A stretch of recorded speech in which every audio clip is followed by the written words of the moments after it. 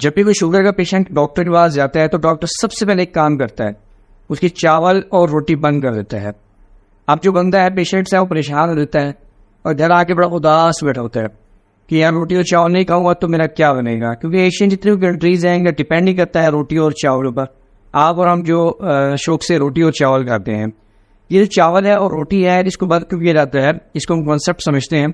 ये जो चावल है इसका जो ग्लाइसेमिक इंडेक्स है दोस्तों वो है 70 से 80 के दरमियान में, और जो रोटी का ग्लाइसेमिक इंडेक्स है वो है 50 से 60 के दरमियान। अभी ग्लाइसेमिक इंडेक्स होता क्या है, आपने F-16 जहाज देखा होगा, उसकी स्पीड कितनी होती है, तो ये समझ लें जो ग्लाइसेमिक इंडेक्स है ये स्पीड है। अगर आप राइस कहेंगे इसका जो ग्लाइसेमिक इंडेक्स है 60 से 70 के लगभग है, तो ये अंदर जाकर 60 से 70 की स्पीड से आपकी शुगर को स्पाइक करेगा। और जो रोटी है उसका ग्लाइसेमिक इंडेक्स है वो 50 से 60 के दरमियान है।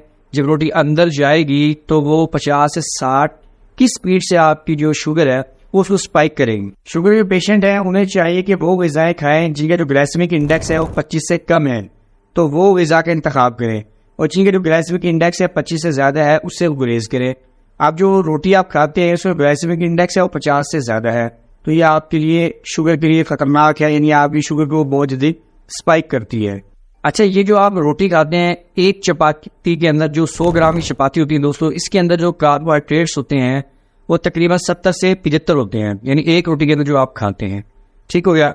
और अगर आप राइस खाते हैं तो उसके अंदर भी लगभग इतने ही कार्बोहाइड्रेट्स होते हैं। अगर आप इंटरनेट पर सर्च करें यूट्यूब पर और आप ये लिखें कि एक शुगर के पेशेंट को कितनी कार्बोहाइड्रेट्स रोजाना लेनी चाहिए, तो कम बेश 4 से 5 वीडियोस आपको मिलेंगी जो एग्जैक्टली बताएंगी आपको कार्बोहाइड्रेट्स आपको रोजाना कितनी लेनी चाहिए। लेकिन इस वीडियो में मैं आपको ये खुद बता रहा हूँ कि आपने जो कार्बोहाइड्रेट्स कितनी लेनी है जो आपके लिए सेफ है। कार्बोहाइड्रेट्स जो आपने लेनी है वो 130 के लगभग लेनी है, इससे कम लेनी है या इसके बराबर लेनी है। अगर आप इससे ज्यादा लेंगे तो आपकी शुगर है वो बढ़ती जाए। दोस्तों मजे की एक बात आपको साथ से बताना चाहूँ, अगर आप सुबह एक पराठा या एक रोटी खाते हैं, दोपहर को 2 रोटी खाते हैं और रात को 1 रोटी खाते हैं, यानी आप 4 रोटियां खाते हैं, तो कम से कम आप 220 ग्राम कार्बोहाइड्रेट्स अपने अंदर ले जाते हैं। लेनी आपने स्टैंडर्ड कितनी है 130, लेकिन आप सिर्फ रोटी की सूरत में 220 क्रॉस कर जाते हैं। साथ अगर आप दाल खाते हैं तो उसमें मजीद कार्बोहाइड्रेट्स आप अंदर लेके आते हैं। तो करीबन हमारे जो पाकिस्तानी लोग हैं, एशियन कंट्रीज जो लोग हैं, वो डेली की बुनियाद पर 400 ग्राम जो कार्बोहाइड्रेट्स हैं वो अपने अंदर लेके आते हैं। यही वजह है कि पाकिस्तान पहले नंबर पर आगे है डायबिटीज़ में। चले अब हम आते हैं असल बात की तरफ कि अगर हम रोटी खाना चाहें तो कैसे हम उसको उसके अंदर जो कार्बोहाइड्रेट्स है उसको कम कर सकते हैं, या कौन सी ऐसी रोटी है जिसे हम खाएं तो उससे जो है कार्बोहाइड्रेट्स हमारे अंदर कम जाए और जो हमारी शुगर का जो लेवल है वो इस तरह स्पाइक ना करे। देखिए जितना भी आटा है, जो गंदम का आटा है, अगर हम बाजारी आटे की बात करें जो फाइन आटा बाहर से मिलता है, इसके अंदर तो कुछ भी नहीं होता, फाइबर भी निकला होता है, प्रोटीन भी, इसके अंदर कुछ नहीं होता सिवाय सिंपल कार्ब्स के। तो जब आप ये खाते हैं तो आपकी शुगर 60-70 की स्पीड से अप करती है।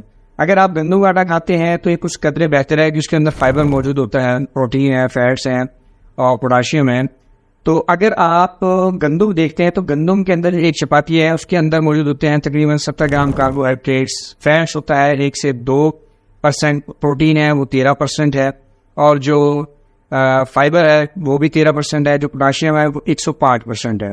और अगर आप इसी रोटी का जो है खमीर बना लें, इसी आटे का खमीर बना लें, फर्मेंटेशन कर लें, इसके अंदर जो कार्ब्स वो आधी रह जाती हैं, शुगर आधी कम हो जाती है। यानी आफ्टर फर्मेंटेशन, अगर फर्मेंटेशन करते हैं इसका खमीर बनाते हैं तो जो कार्ब्स हैं जहाँ 70 थी पहले वहाँ रह जाएंगे वो 35, बाकी प्रोटीन फाइबर को उतनी ही रहेंगी। लेकिन हमारा असल मकसद है वो है कार्बोहाइड्रेट्स को कम करना।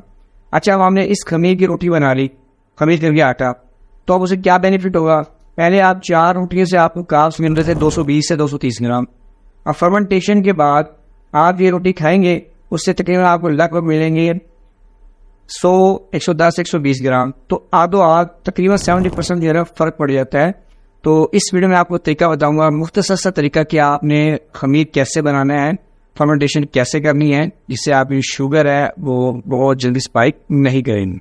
जब आप किसी चीज़ की फर्मेंटेशन करते हैं तो उस प्रोसेस में क्या होता है? उस प्रोसेस में ये होता है कि जो यीस्ट होता है, जो माइक्रोबायोम होते हैं, जो बैक्टीरियाज हैं, वो उसके अंदर मौजूद कार्ब्स को, शुगर को, स्टार्च को वो कन्वर्ट कर देते हैं कार्बन डाइऑक्साइड में, अल्कोहल में और लैक्टिक एसिड में। दोस्तों ये जो फर्मेंटेशन का जो प्रोसेस है ये हजारों साल पुराना प्रोसेस है। दोस्तों जब फर्मेंटेशन मुकम्मल हो जाती है, खमीरी आटा तैयार हो जाता है, तो इसका फायदा क्या होता है? इसका फायदा ये होता है कि इसके एक तो ये जल्दी हजम हो जाता है, दूसरा ये होता है कि शुगर कम होकर रह जाती है, थर्ड ये होता है जो कार्ब्स हैं, जो कार्ब्स की तादाद है जिसे हम कम करना चाहते थे वो आधी होकर रह जाती है। और इस प्रोसेस के दौरान जो माइक्रोबायोम होते हैं वो क्या करते हैं, वो हमारे जो मुदाफ़ती निज़ाम है उसको स्ट्रॉन्ग बनाते हैं। तो फर्मेंटेशन का प्रोसेस अब करना कैसे है? आपने लेना है 50 ग्राम गंदम का आटा, 50 ग्राम पानी लेना है, इन दोनों को आपने अच्छे से मिक्स करके एक बाउल में डाल देना है। अब क्या करना है, उसको बाउल को उठाना है आपने कमरे में किसी गर्म जगह पर जहाँ का दर्जा 22 से लेकर 25 सेंटीग्रेड हो, आपने वहाँ पर इसको रख देना है। पहले लोग क्या किया करते थे, रज़ाई के अंदर रख दिया करते थे और बंद ओवन में भी आप इसको रख सकते हैं। अच्छा अब आपने उसको रख दिया, अब जब 48 घंटे गुजरेंगे तो आपने इसको उठाना है, उसे क्या करना, अच्छे तरीके से उसको हिलाकर मिक्स करना है।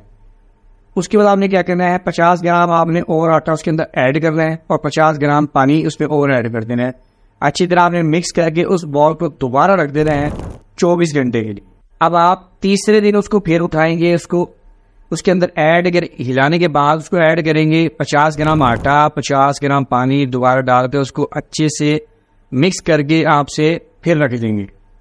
दोस्तों आपने चेक क्या करना है, आपने चेक ये करना है कि गैस पैदा हो जाएगी, जो क्या करेगी ऊपर की तरफ जाएगी और जो आपका आटे का जो साइज है, जो आटा था वो डबल, ट्रिपल, 4 गुना, 5 गुना बढ़ जाता है, उसका जो साइज है वॉल्यूम बहुत ज़्यादा बढ़ जाता है। लेकिन कभी में ऐसा होता है 4-5 दिन भी लग जाते हैं इसका साइज डबल ट्रिपल होने में। ये डिपेंड करता है आपके आटे पर भी, आपके पानी पर, आपके टेम्परेचर पर। अब आपने क्या करना है, अब आपने जब ये तजर्बा कर लिया तो अब आपने क्या करना है, चौथे दिन आपने उसको निकालना है, उसमें से 100 ग्राम आपने डो अलहदा कर देनी है। 100 ग्राम जो डो है वो अलहदा आपने कर ली। अब आपने 50 ग्राम जो है 50% या 50 ग्राम आपने फ्रेश आटा मिलाना है उसके अंदर और 50 ग्राम उसके अंदर पानी मिलाना है। ये हो गया 200 ग्राम। अब जो वो था उसको उठाकर आपने फ्रीजर में आप उसको रख सकते हैं, जब तक मतलब आप ख़त्म नहीं होता आप उसे इस्तेमाल करेंगे तब आपने फ्रीजर में रख देना है, यानी ठीक हो गया। अब क्या होगा, आपने ये 200 ग्राम आपके पास तैयार हो गया, इसका आपने क्या करना है, अब आपकी रोटियां बनाएं। ये 200 ग्राम में इसमें आपकी 2 से 3 चपातियां तैयार हो जाएंगी। दोस्तों ये जो यीस्ट है ये सेफ है और ऑर्गेनिक है, जेन्युइन है, और रोज़ाना आपकी 10 से जो 15 ग्राम जो शुगर है वो ऑटोमेटिकली इसमें से कम होती चली जाएगी। बैक्टीरियाज खा जाते हैं और 3 से 4 दिन के अंदर जो 40 से 50 जो % शुगर है वो कम होती चली जाती है। अब आपने करना क्या है, आपने उसको उठाना है, फ्रीजर में से निकालना है, 100 ग्राम आपने उसकी डो लेनी है, 50% फ्रेश आटा लेना है और 50 ग्राम पानी लेना है। ये 200 ग्राम साफ़ी तैयार हो गया। तो अब इसमें साफ़ी जो हम देखते हैं उसमें क्या हुआ, 100 ग्राम पानी हो गया, 100 ग्राम आटा हो गया। अब आप इसकी 2 से 3 ग्राम चपातियाँ आराम से बना सकते हैं। रात को आपने क्या करना है, इसको रख देना है 6-7 घंटे के लिए। सुबह जब आप उठेंगे 6-7 घंटे बाद आप इसमें नमक डालें, घी डालें, पराठा बनाएं, रोटियां बनाएं और मज़े ले लेकर इसको खाएं। तो दोस्तों अब इसमें हुआ क्या, इसमें जो शुगर थी वो 40 से 50% कम हो गई और जो कार्ब्स थी जो पहले एक रोटी में होती थी 70 ग्राम, आप इसमें रह जाएंगे 35 ग्राम, यानी आधा फर्क पड़ जाएगा। ठीक हो गया। अगर आप रोटी को इस तरीके से खाते हैं तो जो आप कार्ब्स हैं वो सारे दिन में जो 130 का जो टारगेट था वो आप पूरा कर सकते हैं। तो आपने एक काम ये करना है कि आपने अपनी पहले शुगर चेक कर रही है, उसके बाद ये आटा जो मैं तरकीब बताई है इस तरह रोटी बनाकर आपने खानी है।